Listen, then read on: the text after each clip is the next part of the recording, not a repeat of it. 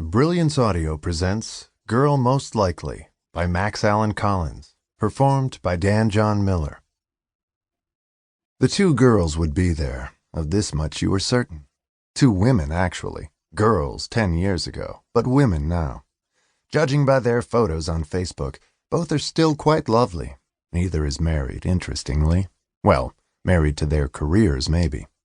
And if they both attend, and social media chatter assures you they will, and see you, and start talking, what could you do? Stay home, you suppose. But even in your absence, they might talk. And if they talk, and that talk spreads, what would become of your career? The planning for the event took all year. The Galena High School 10-year reunion has its own Facebook page, so keeping up becomes a daily thing. You have read all the posts, many from friends who pose no threat, others from kids you hadn't been all that close to. But the class is small, 65, and maybe 30 or at most 40 will show up, and a few are gone already. A car accident and 2 Iraq deaths. Maybe something would come up and one or both girls would decide not to come. You keep tabs on them, keep track. Sue has shared her travel plans, has her plane reservations made, and hotel too.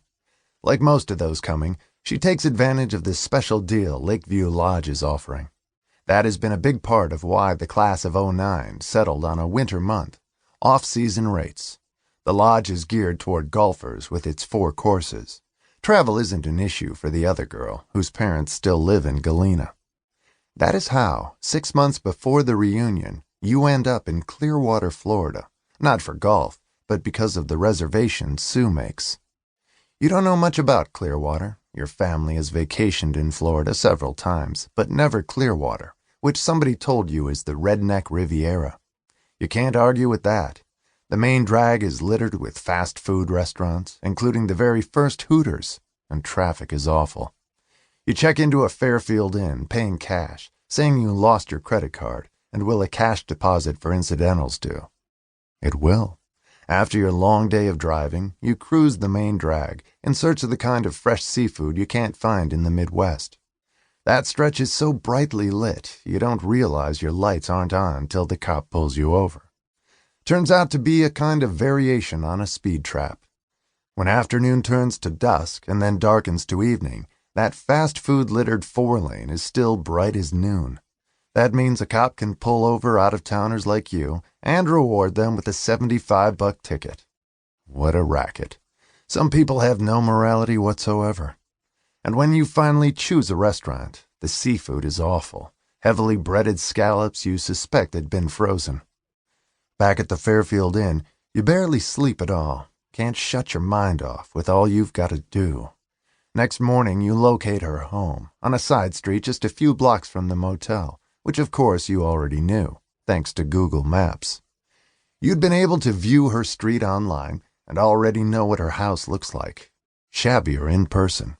A pale green ranch style that would have been nice back home, but the tropical weather's been tough on it here. You drive around her neighborhood and the surrounding area. That main drag is hard to get onto if you're caught at a side street stop sign. You need a stoplight, though even then it takes forever to turn green. But the light does change, and soon you have chosen your route. Getaway route, you think to yourself, and laugh a little at the absurdity of it all. She is living alone. You watch from just around the corner, parked in your Ford Edge, as she walks from a side door to her Prius in the driveway under a carport awning. You almost don't recognize her. She had been curvy, very bosomy, and cute. She is a little heavier now, though still attractive, wearing the blue blouse of her job at Best Buy, where she is assistant manager.